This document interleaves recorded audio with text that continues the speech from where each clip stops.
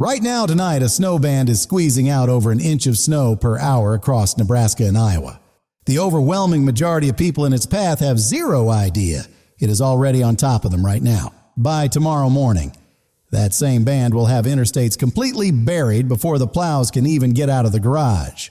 And that is just the appetizer here, is what genuinely stopped me cold when I pulled up the models this morning. Some communities this weekend are going to face a tornado threat and a flash flood warning inside the exact same 6-hour window. We are not talking about one storm and then a break.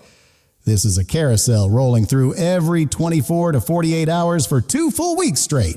The Storm Prediction Center is already flagging severe weather 6 days out, and folks, that kind of early confidence is not something you see on a routine week.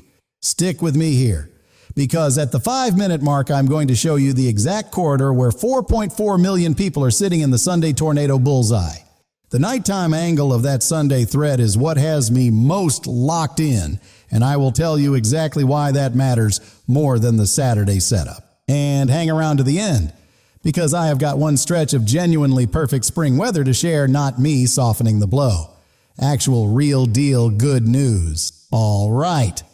Let's get after it, starting with what is happening right now tonight, because this snow system is sneaky, hyper-localized, and moving fast. A deep band of moisture has locked itself in across eastern Nebraska and southern Iowa, and it is wringing out snow the warm spring ground simply cannot fight off. The heaviest accumulations are stacking up south of Des Moines and north of Kansas City, right on that Missouri-Iowa border, where this thing is going haywire tonight. 2 to 4 inches across this corridor sounds manageable until you realize isolated pockets are pushing towards 6 inches, falling faster than anyone can reasonably plow it. Here's the kicker: this snow hits warm spring ground first, goes slushy, then refreezes on overpasses and bridges overnight, right where you least expect black ice. Omaha. You are at 62 degrees with 17 miles per hour winds right now. Do yourself a solid and leave 20 minutes early tomorrow, because those overpasses are going to be treacherous before sunrise. Des Moines. The models have been rock solid on you all day. Give yourself extra buffer on that Tuesday morning commute and stick to the main roads.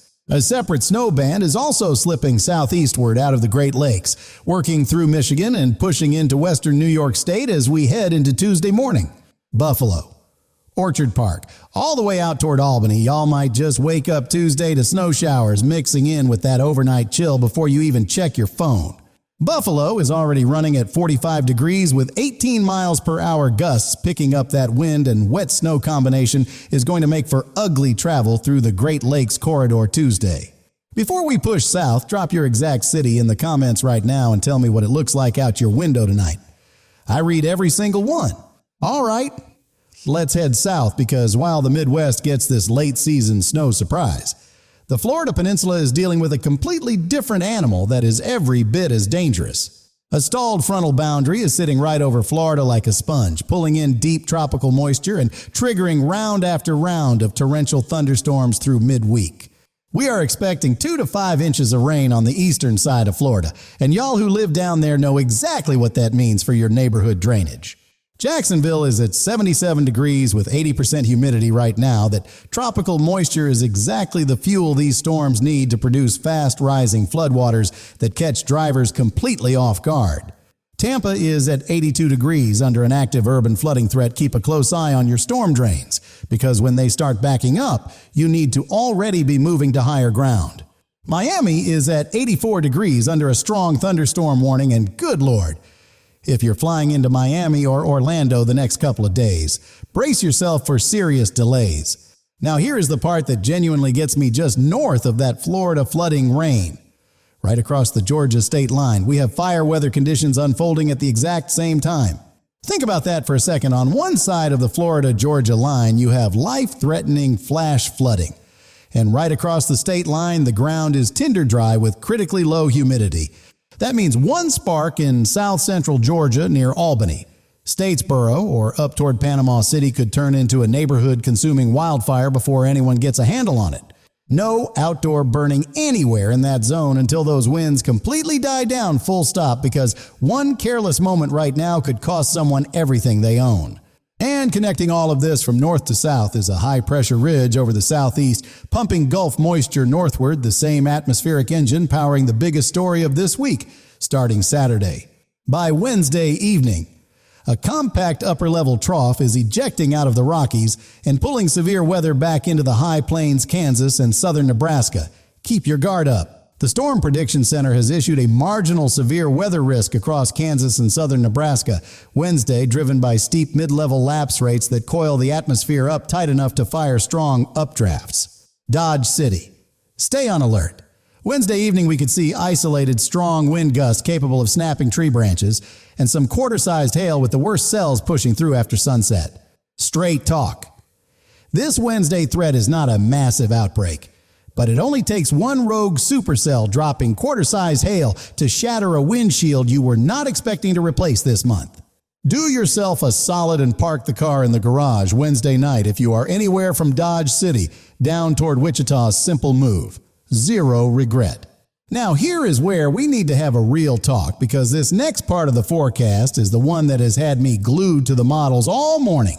A brand new and significantly more dangerous severe weather setup has locked in on the models for Saturday, with nearly 2 million people sitting directly in the bullseye right now. The Storm Prediction Center has highlighted a 15% probability for severe weather covering Amarillo, Lubbock, and Midland, and good grief, in the severe weather world. 15% this far out is serious business. Here is the engine driving this. The Gulf is firing open, sending deep moisture northward through Texas, and that moisture is going to run headfirst into a dry line pushing hard from the west. That is a classic dry line setup, the kind of explosive environment that breeds discrete supercell thunderstorms capable of baseball-sized hail and 70 miles per hour straight-line winds. Dallas at 80 degrees with 18 miles per hour winds. Lubbock hotter at 78 degrees with 25 miles per hour winds. That contrast tells you almost everything about where Saturday's storms are going to fire. Fort Worth, you are at 79 degrees under increasing drying conditions, while Dallas proper looks clear Saturday.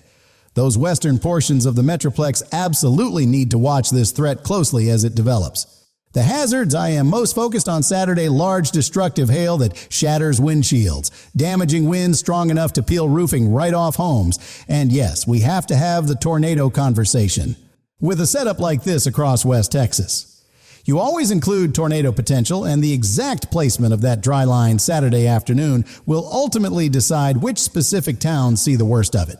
Now listen, there is one more wrinkle that a lot of folks will not see coming, and it has everything to do with the drought West Texas has been suffering through all spring long. That drought-hardened ground is going to repel water like a parking lot, meaning those torrential downpours these supercells produce are going to convert almost immediately into dangerous flash flooding on contact.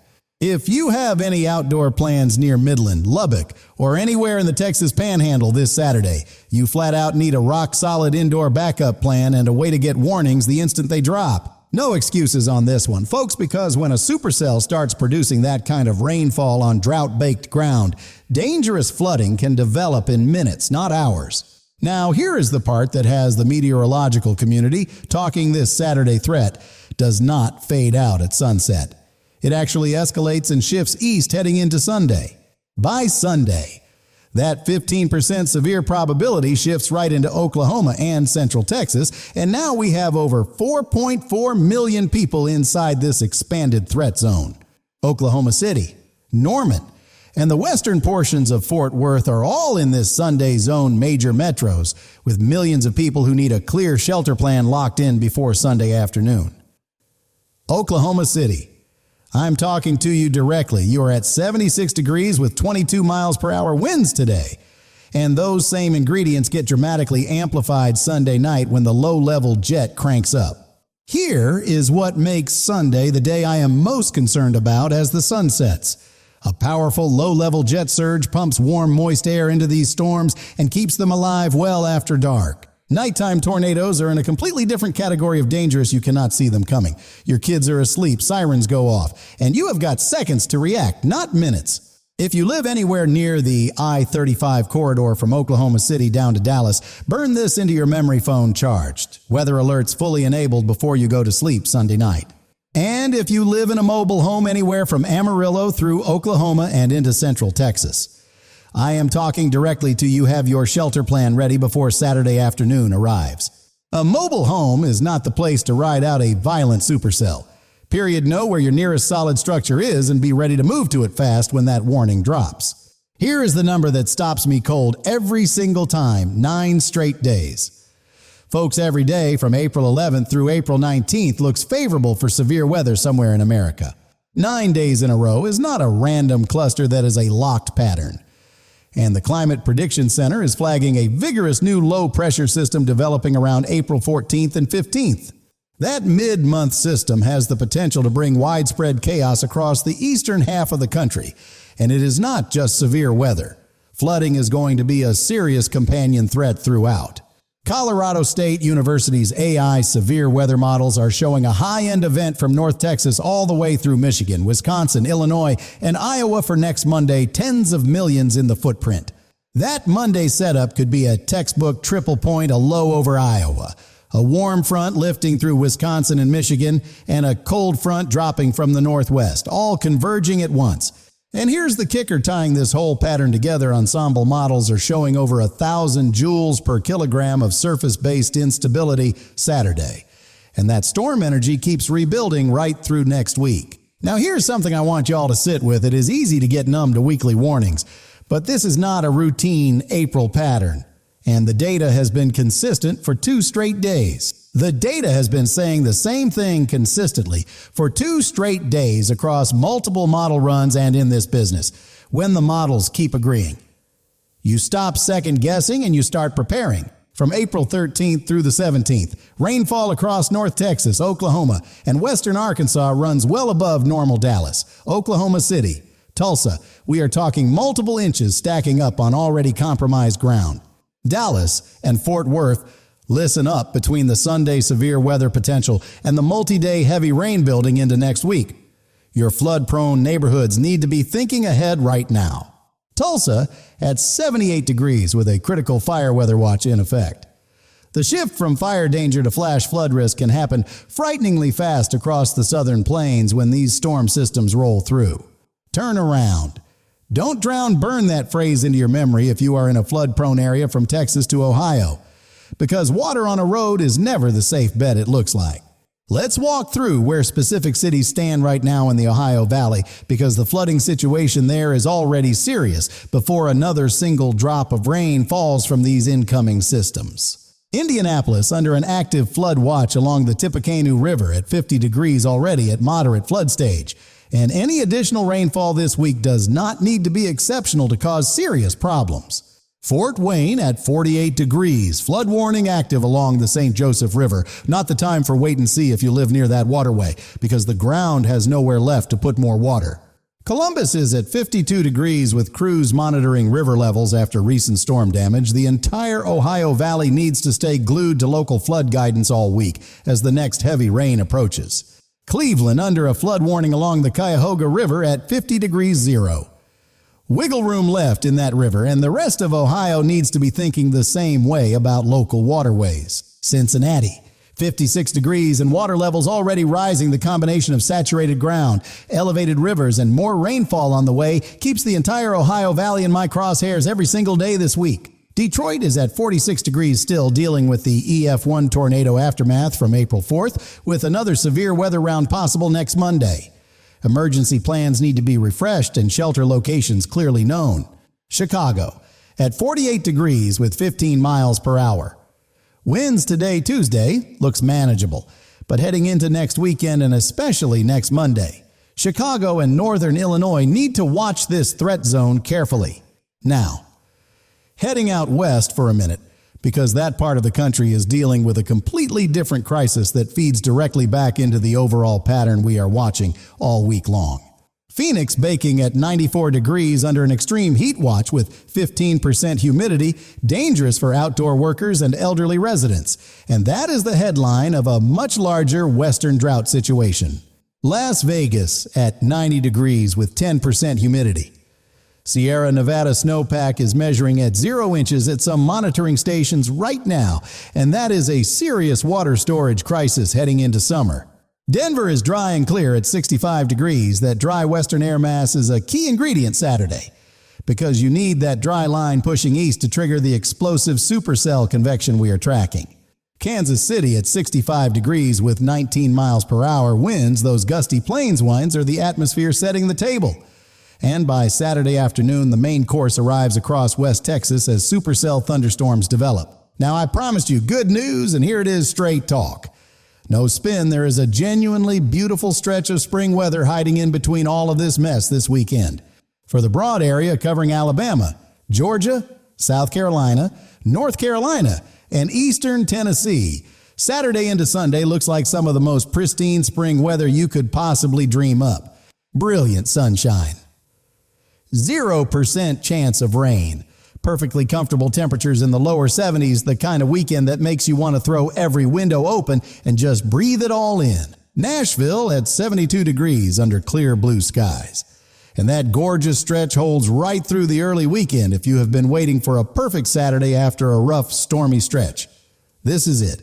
Birmingham is flat out beautiful at 76 degrees right now. Fire up the grill, eat on the patio, take the dog out, because that perfect weather window is real and it is all yours this weekend. Atlanta is at 74 degrees under clear skies. Drought conditions have been serious down there, but the incoming systems next week may finally put a real dent in that long overdue rainfall deficit.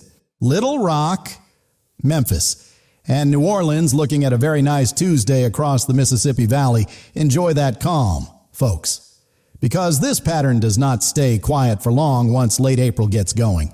Communities in Iowa and Michigan still dealing with early April EF1 tornado damage, and flooding this brief calm in the pattern is your window to assess damage and get ready for what comes next. Drop your answer in the comments which concerns you most. The Saturday supercell outbreak, the 4.4 million people in the Sunday nighttime tornado threat, or that 9-day severe weather streak through April 19th. Tell me your exact city right now, whether you are in the Texas Panhandle watching storms build, in Ohio monitoring river levels, or in Georgia soaking up that sunshine. Your local read matters. Straight talk on forecast confidence. Saturday is moderate to high confidence. Ingredients are coming together. The Storm Prediction Center is locked in. Dry line placement decides which specific towns see the worst. Sunday and next week carry lower confidence on specific details, but the broad signal has been remarkably consistent across multiple model runs for 2 straight days. And when the models agree, you pay attention. Your single most important action right now, not tomorrow. Right now, make sure your weather alert system is fully active on your phone before you go to sleep tonight. Whether you are in Amarillo, Oklahoma City, Indianapolis, or Detroit, that notification in the dead of night is what stands between your family and being completely caught off guard when the sirens go off. We are in the heart of severe weather season atmosphere loaded, Gulf pumping moisture northward, and the jet stream positioned to keep firing systems one after another like a conveyor belt running full speed.